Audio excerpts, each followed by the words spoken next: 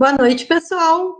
Então, estamos no nosso horário, 18 horas. Vamos dar início, então, à nossa aulinha de Química de hoje. Começando uma segunda-feira, como de costume, né? Estudando um pouquinho sobre temas da Química que podem vir a cair no Enem. Sejam todos muito bem-vindos. Espero que vocês estejam dispostos. Peguem seus cadernos aí para fazer anotações. Eu vou pedir que quem tiver aí também em casa próximo, que pegue um espelho, tá? Logo mais na sequência da aula, vocês vão entender por quê. Hoje a gente vai dar continuidade à última aula que vocês tiveram comigo, onde nós começamos o tema de isomeria. Trabalhamos na última aula sobre isomeria plana. Hoje a gente vai entrar no contexto da isomeria espacial. Em primeiro lugar, eu quero perguntar para vocês se todo mundo está me escutando bem aí. Bota um ok no chat, por favor.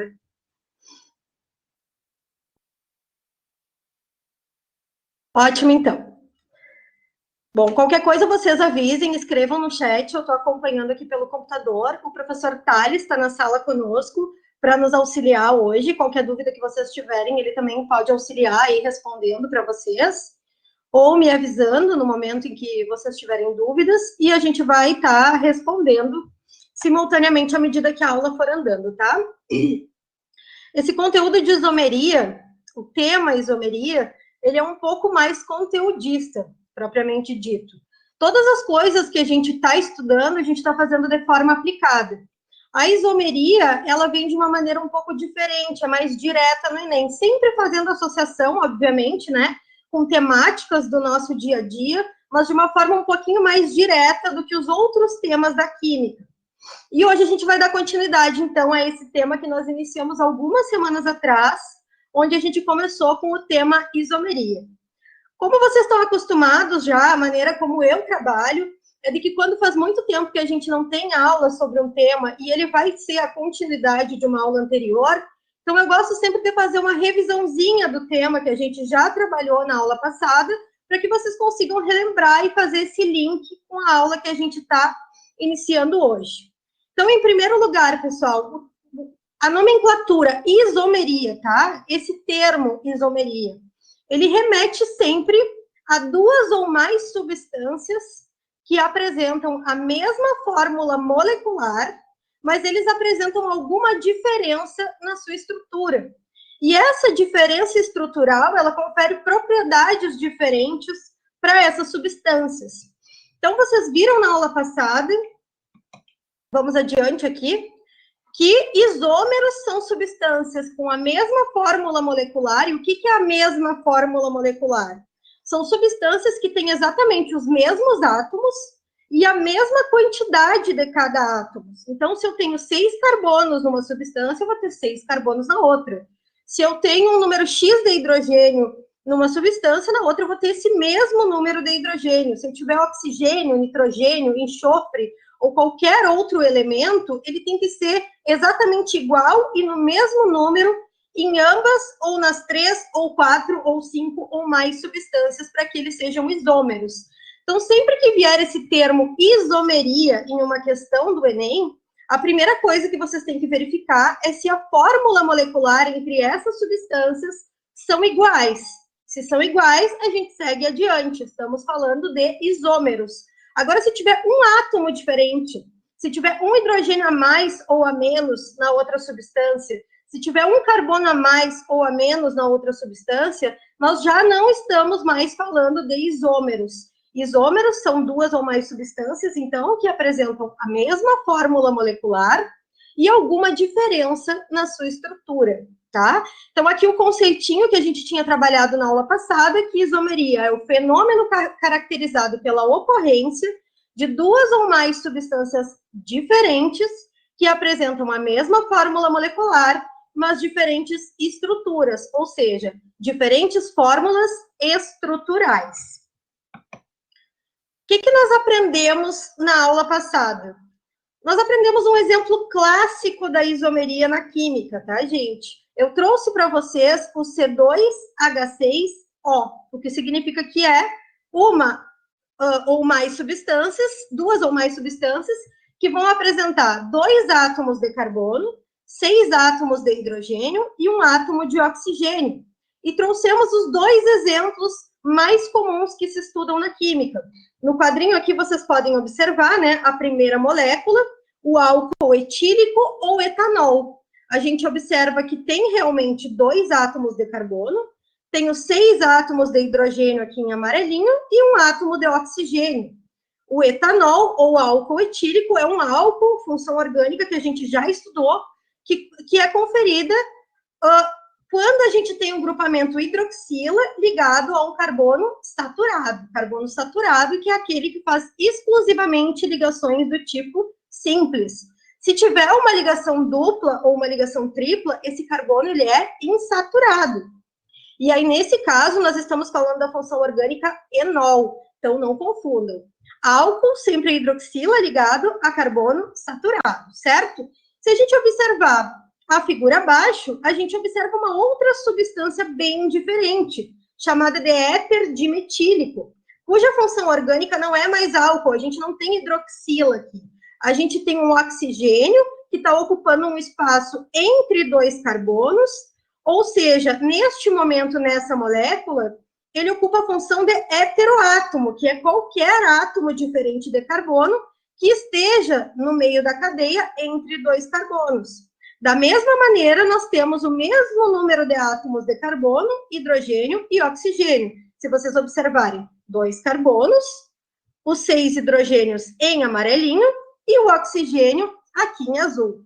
Então, são 2 substâncias completamente diferentes, que têm a mesma fórmula molecular, compostas exatamente pelos mesmos átomos e pelo mesmo número desses átomos, formando 2 moléculas completamente diferentes. E no quadrinho ao lado, vocês puderam perceber que a partir dessa conformação, dessa fórmula molecular diferenciada, que esses átomos arranjados de diferentes maneiras tomam ao se conformar dessa maneira, as propriedades dessas substâncias, elas são completamente diferentes. Então, a gente viu aqui propriedades como a solubilidade em água, né? Vimos que o álcool etílico tem uma extrema solubilidade em água, ao passo que o éter dimetílico tem pouca solubilidade em água. Vimos também que o ponto de ebulição é muito diferente de um em relação ao outro, né? O álcool etílico tem um ponto de ebulição de aproximadamente 78,5 graus Celsius, ao passo que o ponto de ebulição do éter dimetílico é negativo, é menos 23,6 graus Celsius. E vimos também a propriedade de reatividade com o sódio. O primeiro composto ele é extremamente reativo e o segundo composto ele nem reage. Pessoal, vou tentar abrir de novo minha câmera aqui, tá? Que saiu. Vou continuar falando, tá? Para a gente não perder tempo, mas vamos tentar fazer com que eu apareça novamente para vocês. Vou pedir só um minutinho. Não sei se é questão de conexão, mas não está abrindo minha câmera.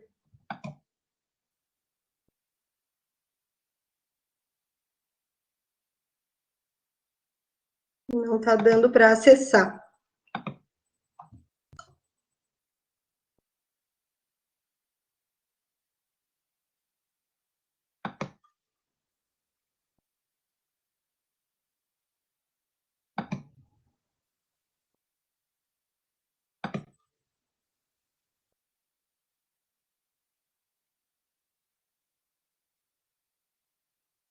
Vocês estão me escutando bem, gente?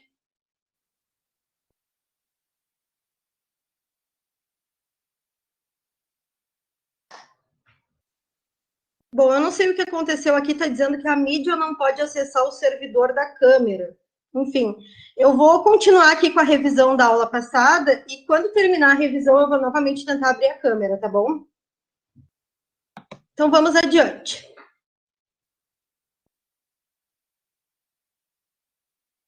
O que nós vimos? Que a isomeria ela pode ser dividida em 2 grandes grupos e que esses 2 grandes grupos, eles têm outras subdivisões.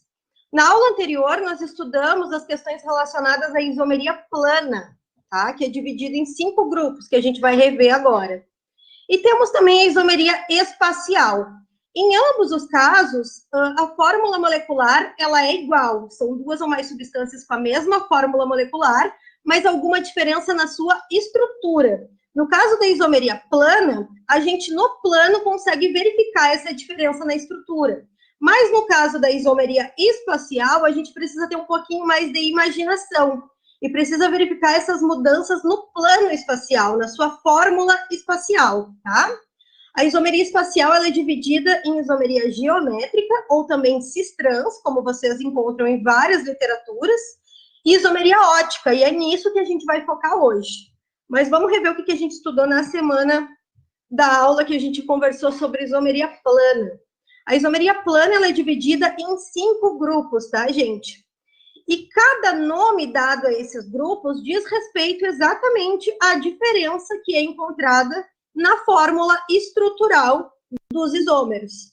Então, a isomeria de cadeia, a gente vai ter duas ou mais substâncias com a mesma fórmula molecular e alguma diferença na sua estrutura referente à cadeia. Então, a gente tem que lembrar daquelas classificações de cadeia que a gente estudou lá no comecinho, quando a gente viu a revisão total da química orgânica, né? As classificações da cadeia.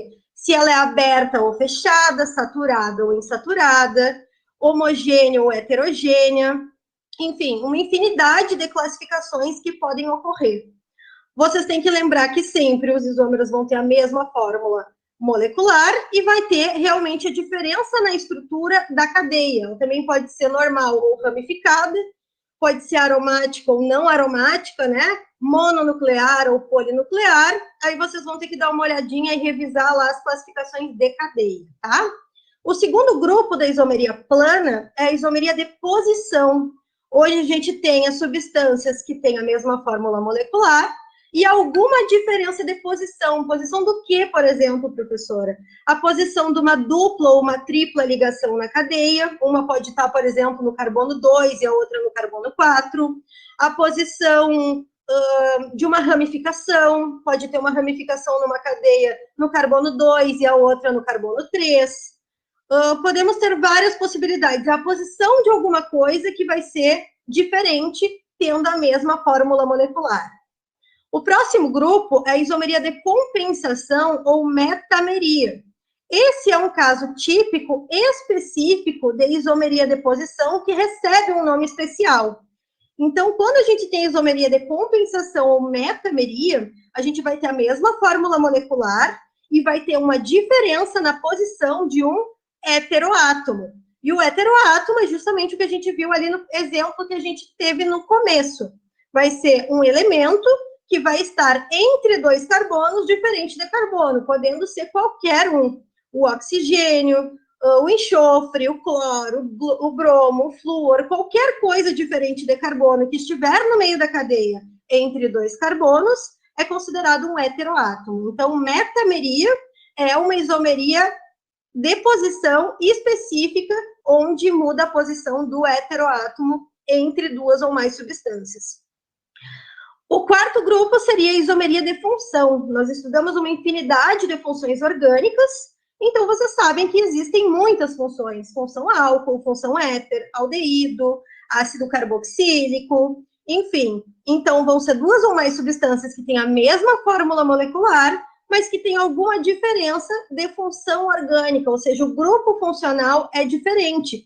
É o caso daquele exemplo típico que a gente viu ali, onde temos uma mesma fórmula molecular e temos duas funções orgânicas diferentes, a função álcool e a função éter.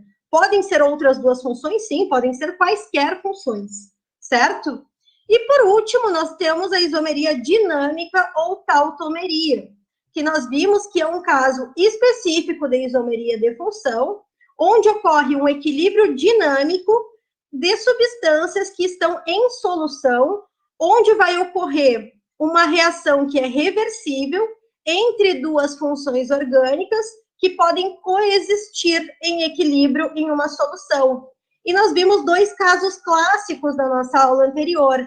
Temos o equilíbrio aldoenólico, que ocorre entre um aldeído e um enol, e temos o equilíbrio cetoenólico, que ocorre entre uma acetona e um enol. Onde a gente viu que um indicativo de tautomeria seria aquela flechinha do vai e vem, que indica que a reação ela é reversível. Uma substância pode se transformar na outra e, posteriormente, ela volta a se transformar na primeira substância.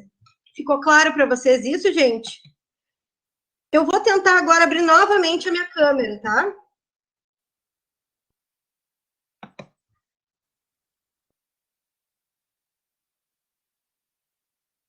Acho que vai dar.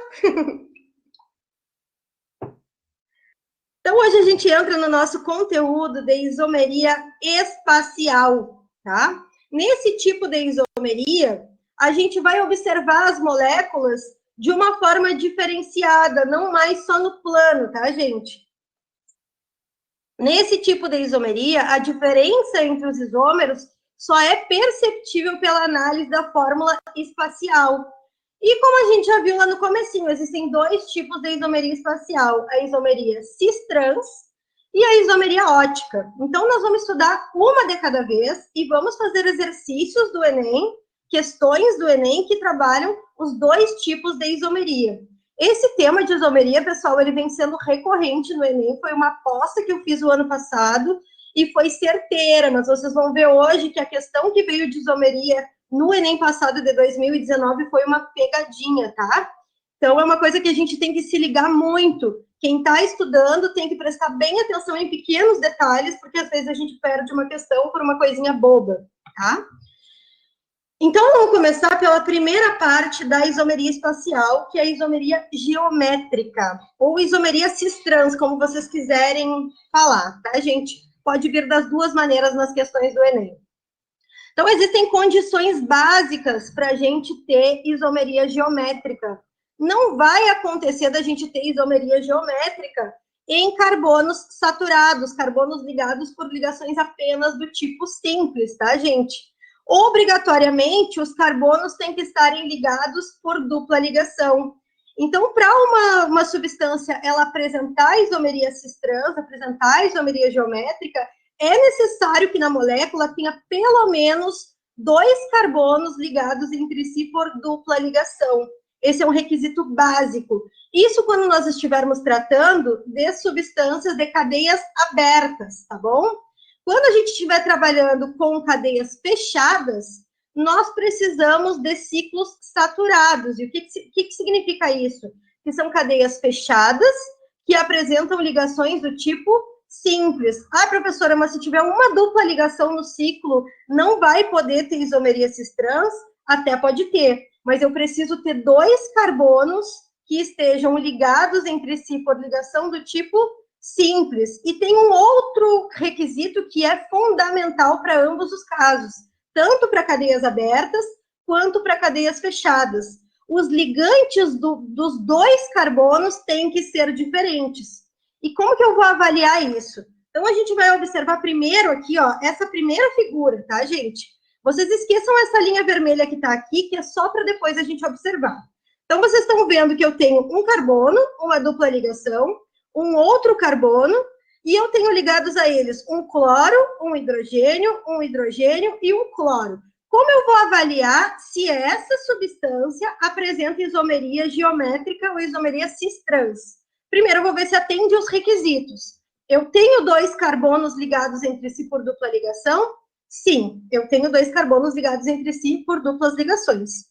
E eu preciso saber se cada carbono tem ligantes diferentes. Como que eu vou avaliar? Eu vou olhar esse carbono e vou ver se os ligantes que estão ligados a ele, não ao outro, se eles têm 2 ligantes diferentes. Então, esse carbono tem ligado a ele um cloro e um hidrogênio. Eles são diferentes entre si? São. Ok, atendeu ao requisito. Vamos observar o próximo. Eu tenho um carbono e ligados a ele eu tenho um cloro e um hidrogênio. Eles são diferentes? Sim, são ligantes diferentes. Então, eu posso ter isomeria cis-trans? Sim, porque atendeu aos requisitos. Eu tenho 2 carbonos ligados por dupla ligação e cada um dos carbonos tem 2 ligantes diferentes. Da mesma maneira que eu vou observar nessa molécula aqui, eu tenho os 2 carbonos ligados por uma dupla ligação e cada um dos ligantes desse carbono são diferentes. Então, atendeu ao requisito, tem isomeria cis-trans entre esses compostos?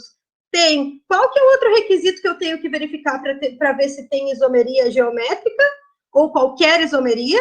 Tem que ter a mesma fórmula molecular. Eu tenho o mesmo número de átomos que compõem uma molécula e a outra. Nessa aqui eu tenho 2 átomos de carbono, nessa eu tenho 2 átomos de carbono. Nessa eu tenho 2 átomos de hidrogênio, nessa eu também tenho 2 átomos de hidrogênio.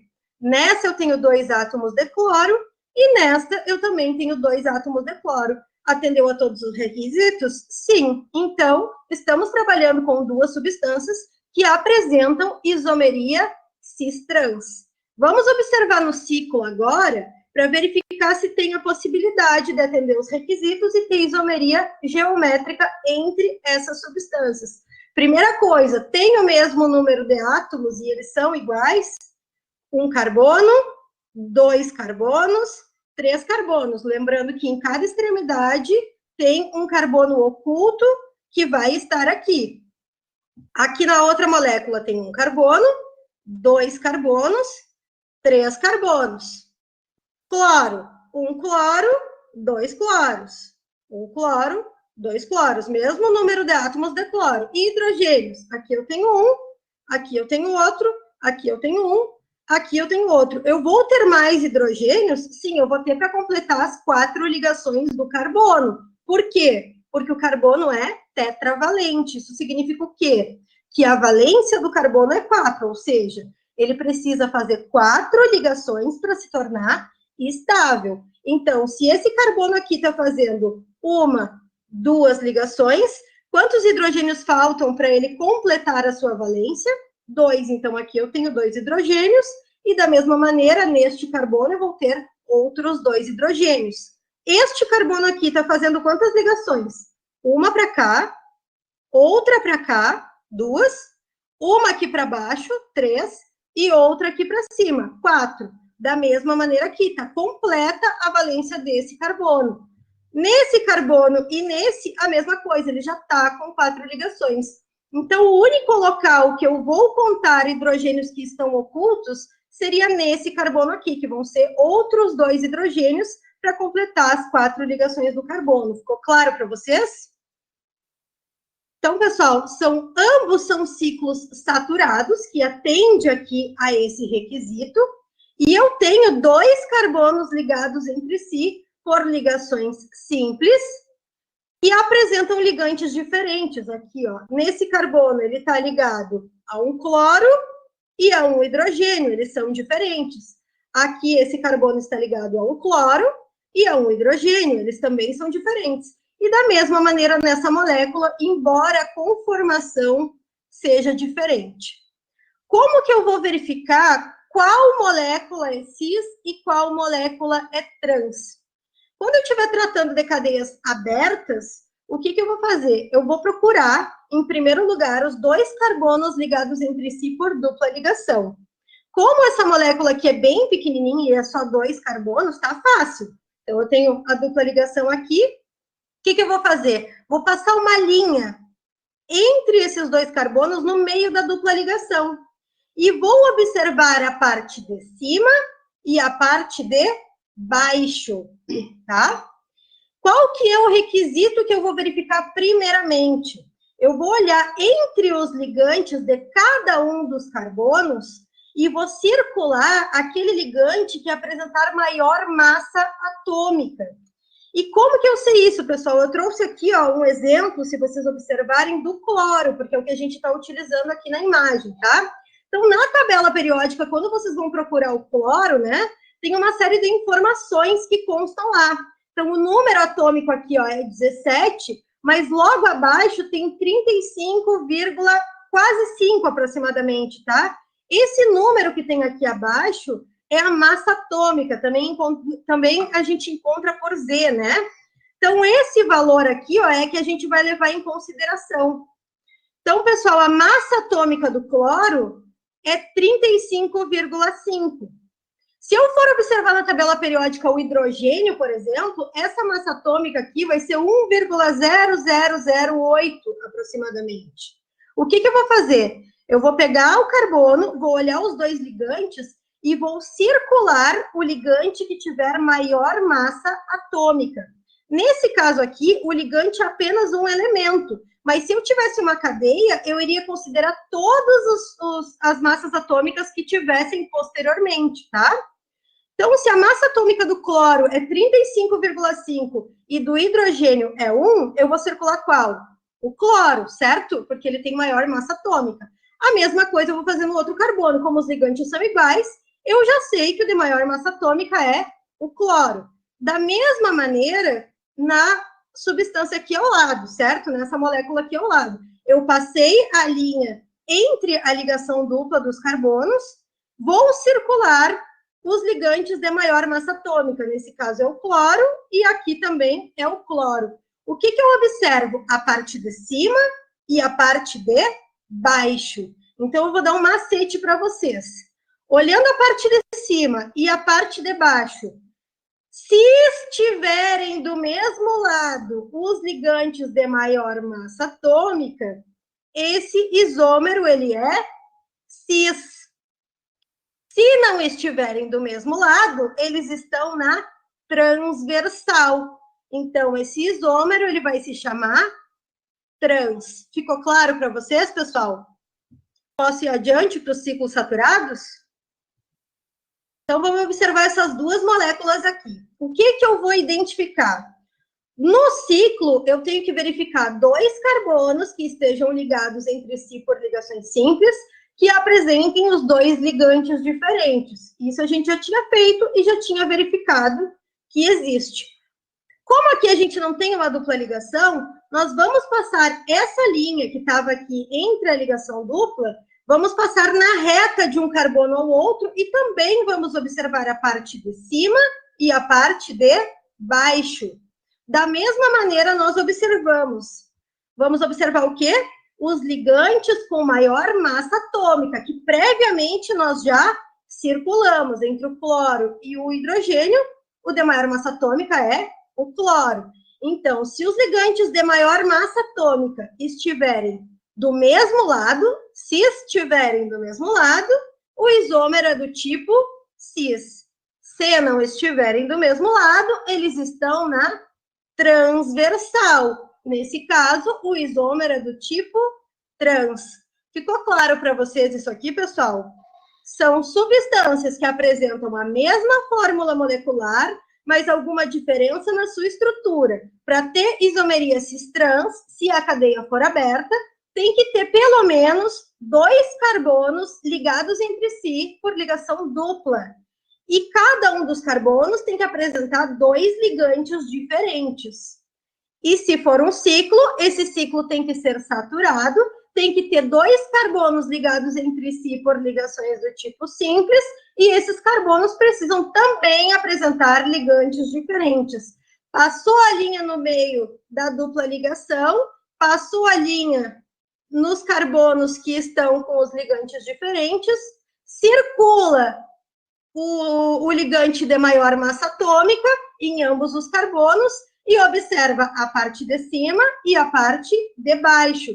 Se estiverem do mesmo lado, o isômero é cis. Se não estiverem do mesmo lado, eles estão na transversal. Nesse caso, os isômeros são trans. Vou adiante, se ninguém comentar nada, porque estão entendendo. Então, vamos trazer aqui uma questão do Enem de 2018, tá, gente? Acho que desconfigurou um pouquinho aqui, porque eu quis trazer uma imagem que não estava na questão, para que vocês possam visualizar. Mas, em primeiro lugar, vamos ler a questão. Na hidrogenação parcial de óleos vegetais, efetuada pelas indústrias alimentícias, ocorrem processos paralelos que conduzem à conversão das gorduras cis em trans. Ou seja, temos uma gordura que ela está na conformação cis, com os ligantes de maior massa atômica do mesmo lado, e eles passam a se transformar num isômero em que os ligantes estão em lados opostos, estão na transversal. Aí a questão continua. Diversos estudos têm sugerido uma relação direta entre os ácidos graxos trans e o aumento do risco de doenças vasculares. Todo mundo vem comentando, né, que consumir gordura trans não é legal para a nossa saúde.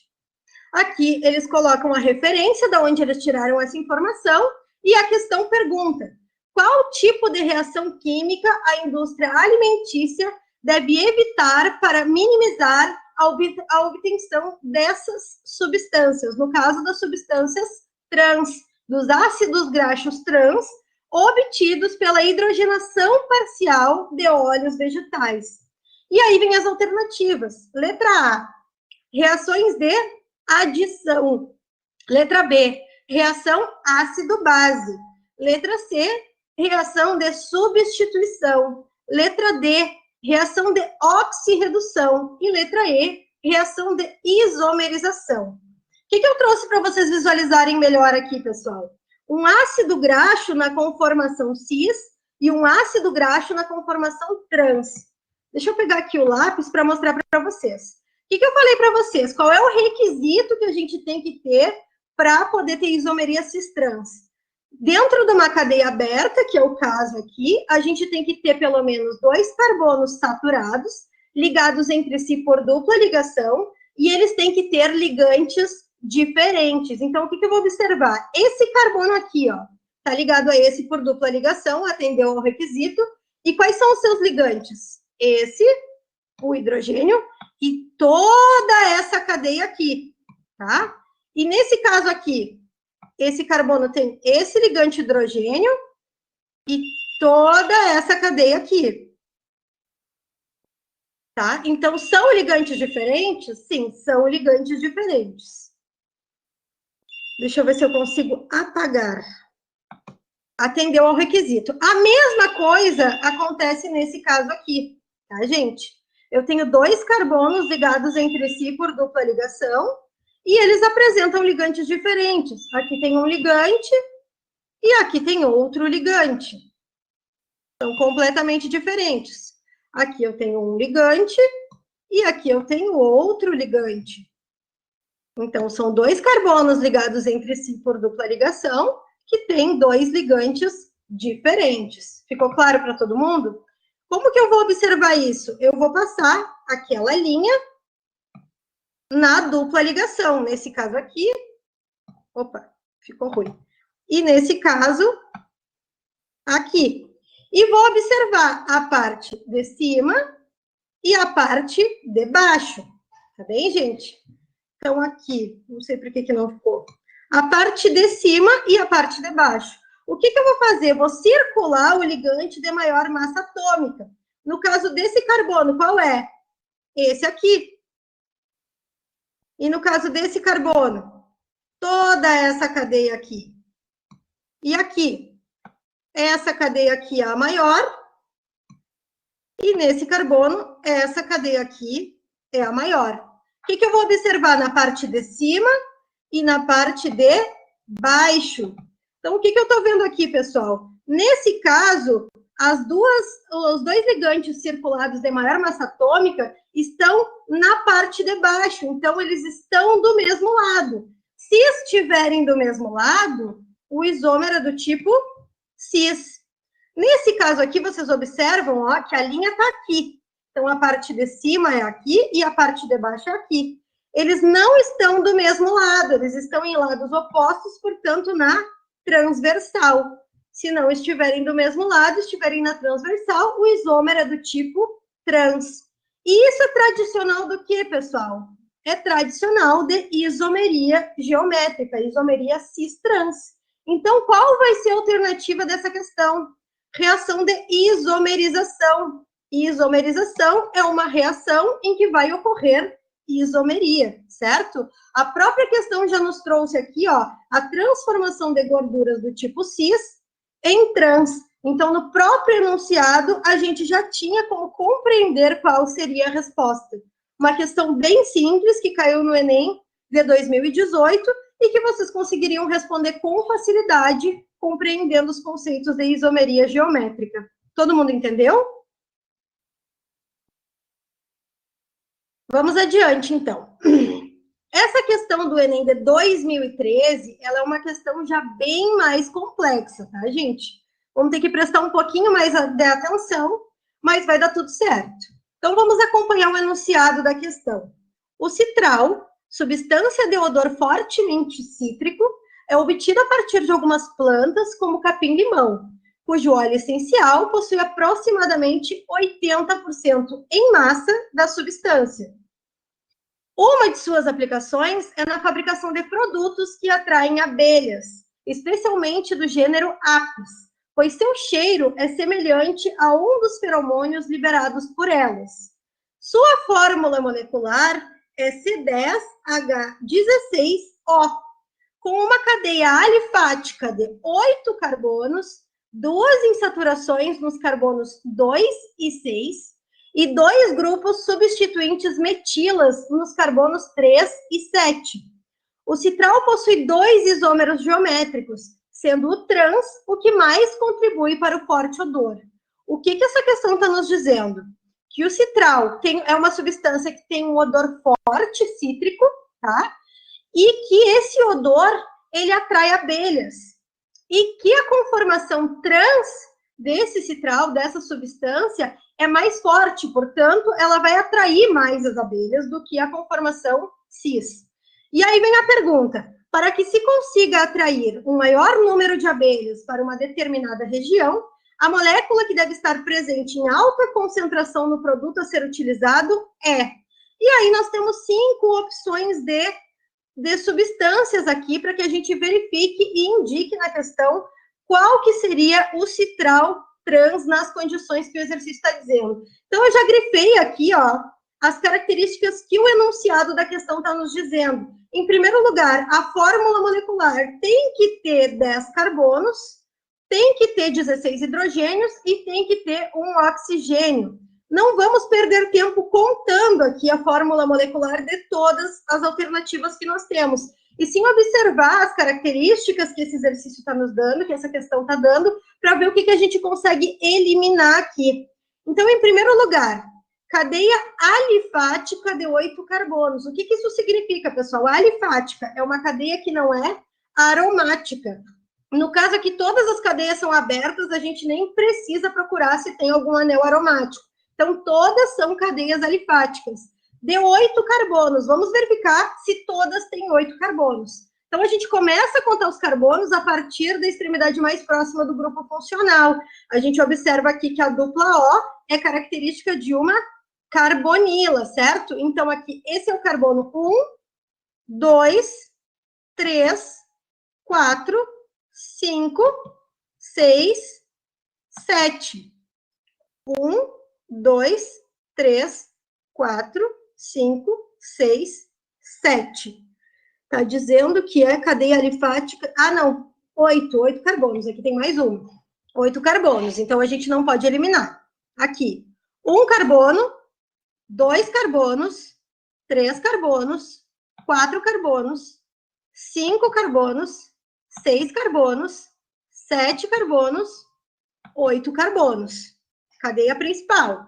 Nessa aqui, 1 carbono, 2 carbonos, 3 carbonos, 4 carbonos, 5 carbonos, 6 carbonos, 7 e 8. Também tem 8. Vamos para a próxima.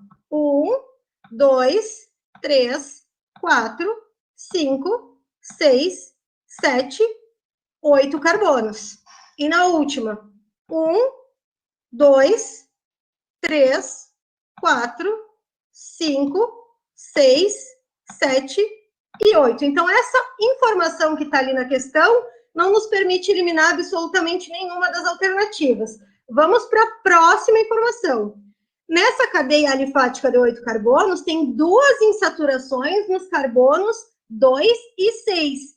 Começamos a contar os carbonos a partir da extremidade mais próxima do grupo funcional. Portanto, vamos ver os carbonos 2 e 6 de cada uma dessas cadeias. Aqui é o carbono 2, 3, 4, 5, e aqui é o carbono 6, certo? Temos 2 insaturações desses carbonos? Sim, aqui tem uma dupla e aqui tem outra. Então, até aqui atendeu ao requisito. Nesse caso aqui, o carbono 2 é esse. Aqui é o 2. 3, 4, 5, 6. Aqui também é o carbono 6. Tem dupla ligação nesses carbonos? Tem. Aqui é o carbono 1, 2. 3, 4, 5, 6. Tem dupla ligação nesses dois carbonos? Tem, também atende o requisito. Carbono 1, 2. Esse é o carbono 2. 3, 4. Esse aqui é o carbono 5.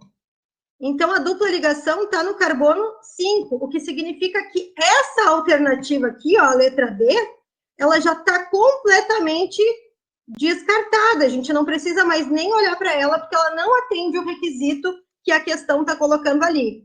Vamos observar a última alternativa. Carbono 1, 2. Esse é o carbono 2, tem uma dupla ligação. 3, 4. Novamente aqui, ó, é o carbono 5 que tem a dupla ligação. Então, a gente já pode eliminar também essa alternativa, porque ela não vai ser a correta. Então, vocês notem que nessas duas informações, a gente já está ficando somente com as três primeiras alternativas, letra A, B e C. Vamos adiante. Os dois grupos substituinte e dois grupos substituintes metila. O que é um grupo substituinte metila? É uma ramificação com um carbono, ou seja, um CH3. E essa ramificação, ela está nos carbonos 3 e 7. Então, se esse é o carbono 2, esse é o 3. Tem o radical metila? Tem. E o próximo vai ser no carbono 7. Se esse é o 6, esse é o 7. Tem um radical metila? Tem também. Então, essa alternativa atende ao requisito. Vamos para a próxima.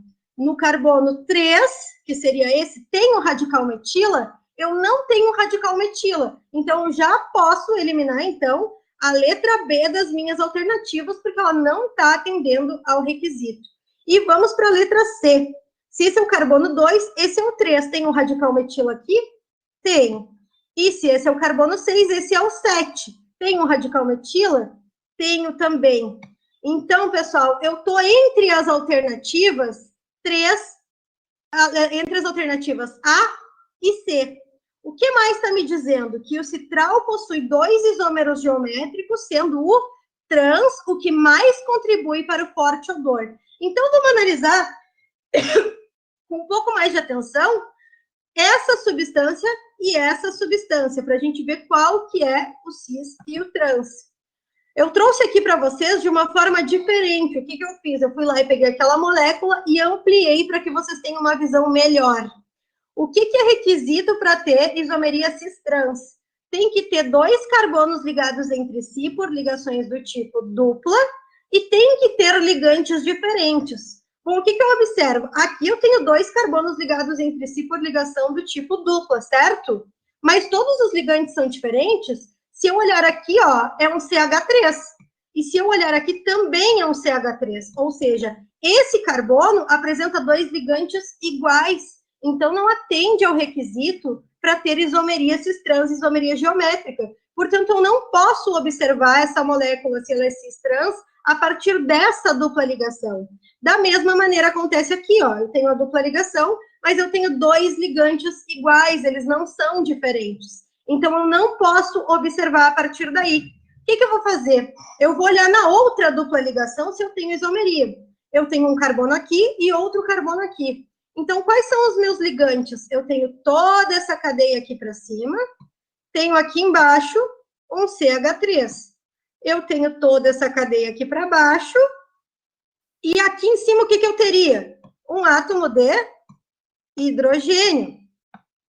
Nesse carbono eu tenho ligantes diferentes? Sim, essa cadeia é diferente de um CH3. E nesse carbono eu tenho ligantes diferentes? Sim, o hidrogênio é diferente dessa cadeia. Atende ao requisito para isomeria cis-trans? Atende. Da mesma maneira, eu vou observar aqui. Esse carbono, ele está fazendo ligação com o CH3 aqui embaixo e com toda essa cadeia aqui em cima, certo?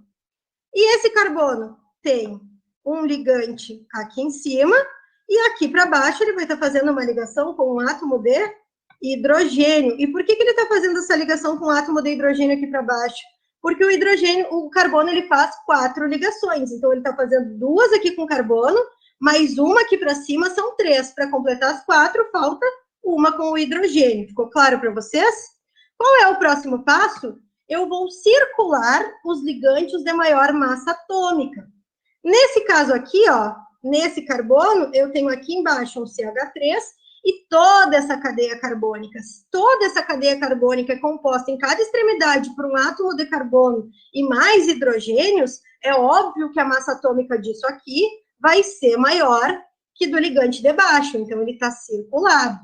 E nesse caso aqui, eu tenho um hidrogênio para cima e tenho essa cadeia para baixo. Entre a cadeia que está aqui para baixo e o hidrogênio, obviamente, esse aqui tem maior massa atômica. O que eu estou observando a partir da linha reta? Que os ligantes de maior massa atômica que eu acabei de circular, eles estão na transversal. Então, esse é um isômero do tipo trans. Nesse caso aqui, pessoal, vamos observar os carbonos da ligação dupla. Observamos o ligante de cima e o ligante de baixo. Qual é o de maior massa atômica? Obviamente, é toda essa cadeia aqui, comparado com esse ligante aqui de baixo. E nesse carbono, eu tenho aqui para baixo um hidrogênio e essa cadeia. Portanto, esse aqui é o de maior massa atômica. O que eu observo aqui? Observando a parte de cima e a parte de baixo, que esses ligantes de maior massa atômica estão do mesmo lado, estão do lado de cima. Se estiverem do mesmo lado, então o isômero é do tipo cis. Vamos voltar lá para a questão, pessoal. O que a gente observa que está dizendo? Atendeu a todos os requisitos anteriores. E está dizendo que o citral possui 2 isômeros geométricos, sendo o trans o que mais contribui para o odor forte e, portanto, atrai maior número de abelhas. Qual vai ser a alternativa que a gente vai marcar? Sendo que a gente observou aqui que temos na letra A um isômero trans e na letra C um isômero cis. Então, obviamente, a resposta da nossa questão é a letra A, que atende a todos os requisitos, e esse isômero, ele é do tipo trans. Ficou claro para todo mundo, gente? Então, vamos adiante. Nós vamos entrar agora no conteúdo de isomeria ótica, pessoal. A isomeria ótica, ela tem uma condição diferenciada da isomeria cis-trans. A condição necessária para que ocorra isomeria ótica é que a substância seja formada por moléculas assimétricas. E o que significa isso, pessoal? Significa que ela tem que ter pelo menos um carbono assimétrico. O carbono assimétrico também pode ser chamado de carbono quiral. E o que significa isso? Significa que tem que ter pelo menos um carbono que apresenta 4 ligantes diferentes, tá? Vou trazer um exemplo aqui para vocês visualizarem, tá? Então, esse carbono, por exemplo, ele está ligado aqui a um radical metil, está ligado a uma hidroxila, ligado a um hidrogênio e a toda essa cadeia aqui. São 4 ligantes diferentes? Sim, são completamente diferentes. Então, esse carbono, que está fazendo 4 ligações com ligantes diferentes, ele é chamado de carbono quiral ou carbono assimétrico. Comumente, a gente pode ver a representação de um carbono quiral por um asterisco que é colocado assim, ó, aqui ao lado do carbono assimétrico. Então, se vocês encontrarem isso em qualquer referência, em qualquer questão, tiver um carbono e tiver um asterisco do lado, significa que ele é um carbono quiral ou um carbono assimétrico. E, portanto, essa substância, essa molécula, apresenta isomeria ótica. Então, o requisito básico para ter isomeria ótica é que a substância, a molécula, independente do tamanho que ela tiver, tem que ter pelo menos um carbono quiral. Um carbono que faz 4 ligações com ligantes diferentes.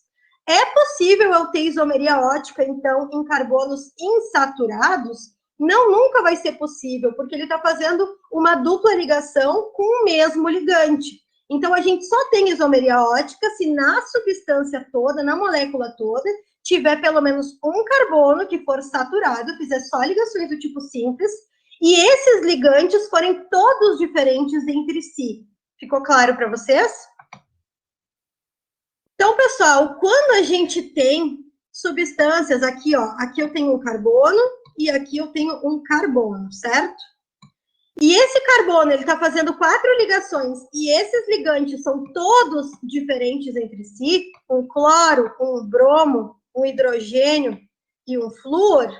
Eu tenho um carbono quiral, um carbono assimétrico, que é aquele representado por um asterisco, e, portanto, ele vai ter isomeria ótica. Se eu olhar para essa substância que está aqui do lado, vocês vão me dizer, professora, mas essa substância é exatamente igual à outra. Porém, não, vocês imaginem que nessa linha pontilhada aqui, ó, a gente tem um espelho, certo? Então, essa substância é como se fosse a imagem dessa outra aqui refletida no espelho.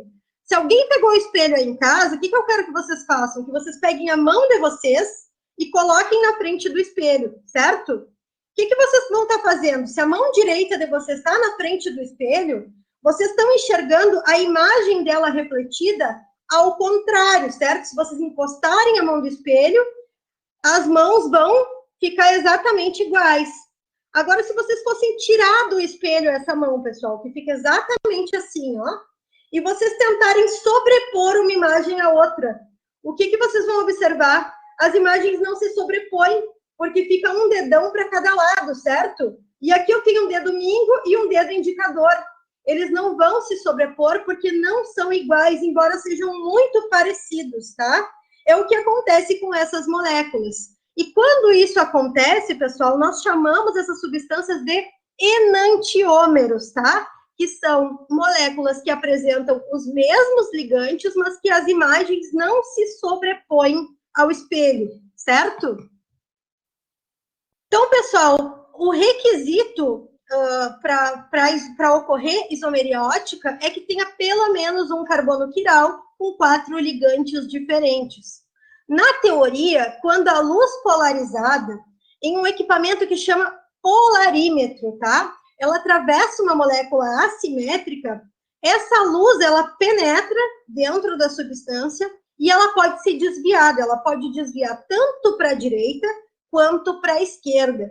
O que é um polarímetro, pessoal? Tem aqui, ó, a esquematização de uma lâmpada, tá? Que tem uma luz natural, e ela passa por um equipamento que faz com que ela fique polarizada, ela vai só num sentido, certo? E aí ela vai passar pela substância que a gente está querendo ver se tem atividade ótica. Quando ela passa polarizada por essa substância, se ela não desviar, ela não tem atividade ótica. Mas ela pode desviar para a direita, e quando acontecer isso, o isômero é chamado de dextrógeno, e ela pode desviar também para a esquerda. Quando acontecer isso, o isômero é chamado de levógeno, tá bom? Então, o que acontece? Nós temos substâncias com atividades óticas. Se colocar no polarímetro, a luz vai atravessar essa substância. Se o desvio acontecer para a direita, significa que essa substância ela é dextrógena. E se ocorrer esse desvio da luz polarizada para a esquerda, significa que essa substância é levógena. Quais são as representações quimicamente que a gente pode encontrar dessas classificações? O dextrógeno, numa substância, ele é representado pela letra D minúscula, tá, gente? Não confundam. D maiúsculo não é sinônimo de dextrógeno. Tem que ser D minúsculo. E se for para a esquerda, é levógeno, representado pelo L minúsculo também.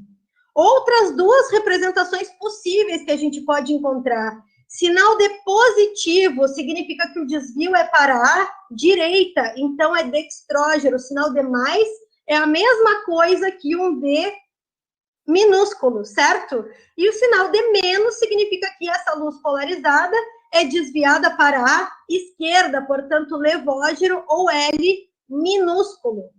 Podemos encontrar casos em que uma solução possua a mesma quantidade de isômeros dextrógenos e levógenos. O que acontece, pessoal? Vamos supor, eu coloquei no polarímetro uma solução, tá? Que tem uma mesma substância, mas eu tenho essa substância, oticamente, ela tem uma quantidade de moléculas dextrógenas e levógenas, tá? Então, eu vou passar a luz polarizada por essa substância. O que aconteceu? Ela bateu nas moléculas que são dextrógenas. qual vai ser o desvio dela? Para a direita. Então, ela vai desviar um ângulo para a direita, certo? Se eu tenho a mesma quantidade dessa substância que desvia para a esquerda, que é levógeno, o que vai fazer? Ele iria desviar para a esquerda, então ele volta o mesmo ângulo, certo? Quando eu tenho a mesma quantidade de isômeros levógeno e dextrógeno. Então, essa luz polarizada, aparentemente, ela não vai apresentar desvio. Isso é o que nós chamamos de mistura racêmica, tá? Quando nós temos 50% da molécula oticamente ativa na forma de dextrógeno e 50% dela na forma de levógeno. Ela tem o mesmo desvio para a esquerda e para a direita. Quando a gente mede no polarímetro, esse desvio ele é completamente anulado. Então, se vocês virem esse termo mistura racêmica, vocês já sabem que são isômeros que apresentam a mesma quantidade da substância na sua forma dextrógena e levógena. Agora, nós vamos observar uma questão que veio no Enem do ano passado, que foi uma pegadinha, foi péssima, na verdade, foi para confundir o pessoal. Quem estudou isomeria, às vezes se joga assim, ó, direto por observar ali a presença de um D aqui, que ele está de forma maiúscula, e errou essa questão por esse detalhezinho, tá, gente? Vamos ler, então, e vamos prestar atenção para que não aconteça novamente. Então, essa questão está dizendo, o ácido ricinoleico, um ácido graxo funcionalizado, cuja nomenclatura oficial de ácido é D, observem que dentro do parênteses tem o sinal D-, 1,2-hidroxi-octadec cis-9-enóico. É obtido da hidrólise ácida do óleo de mamona. As aplicações do ácido ricinoleico na indústria são inúmeras, podendo ser empregadas desde a fabricação de cosméticos até a síntese de alguns polímeros. Para uma amostra de solução desse ácido, o uso de um polarímetro, observem que eles estão falando em polarímetro, permite determinar um ângulo D. E aí as alternativas são letra A, refração, letra B, reflexão, letra C, difração, letra D, giro levógeno e letra E, giro dextrógeno. Se o enunciado da questão está me falando em polarímetro, gente, polarímetro, ele é um equipamento utilizado para medir a atividade ótica, a isomeria ótica, né, de uma substância, de um carbono quiral, de um carbono assimétrico que existe em uma substância, que pode ser desviado para a direita, nesse caso vai ser um giro dextrógeno, ou para a esquerda, que vai ser um giro levógeno, tá, gente? Então, as três primeiras alternativas, elas já estão anuladas, a gente nem olha para elas. A gente vai ficar com a alternativa D e E. O que nós vamos olhar aqui nessa nomenclatura? Se esse D aqui, ó, fosse minúsculo, pessoal, ele estaria querendo dizer respeito à atividade ótica, né? Seria designado para o desvio dessa luz polarizada.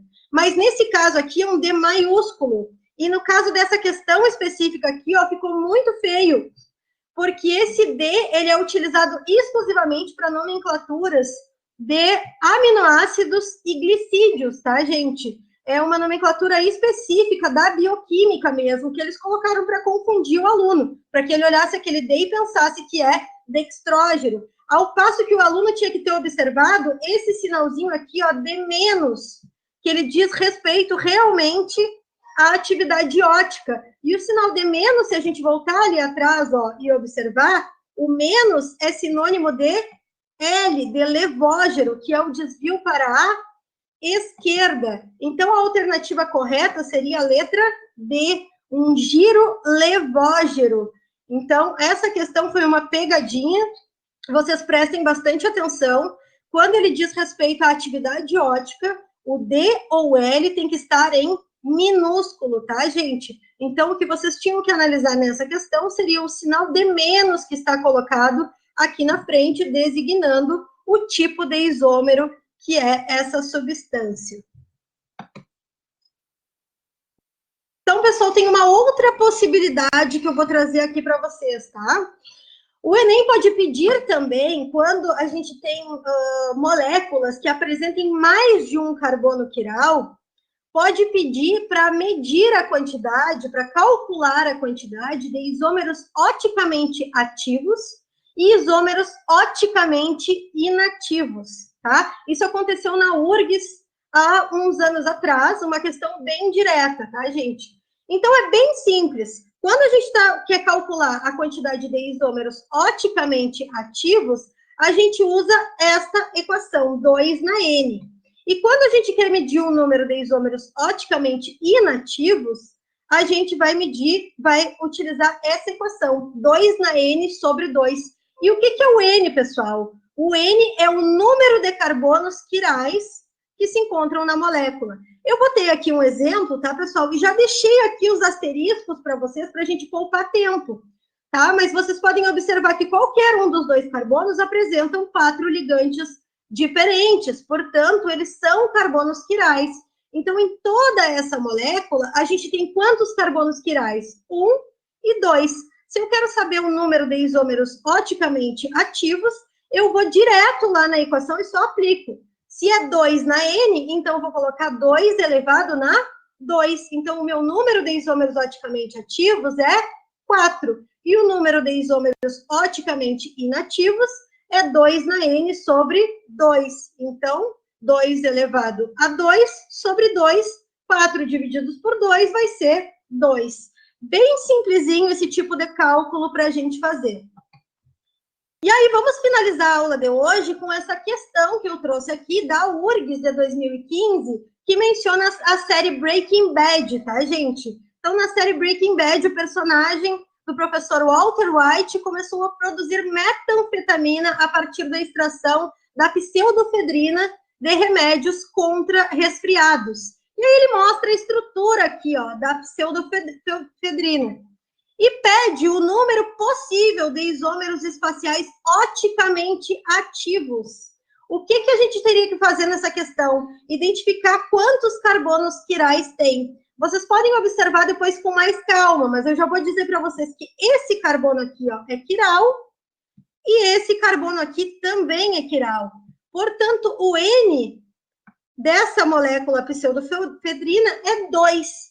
Então, da mesma maneira lá, os oticamente ativos a gente aplica nessa equação. 2 elevado na N. Se o meu N é 2, 2 elevado na 2 é 4, o que significa que a partir dessa molécula é possível ter 4 isômeros oticamente ativos. Portanto, a alternativa correta é a letra D, que tem essa alternativa. Então, a URGS traz aí a menção a uma série bem famosa, que eu acredito que vários de vocês devem realmente assistir ou terem assistido. Ela trata bastante de química e menciona realmente a aplicação desse conteúdo que a gente acabou de ver.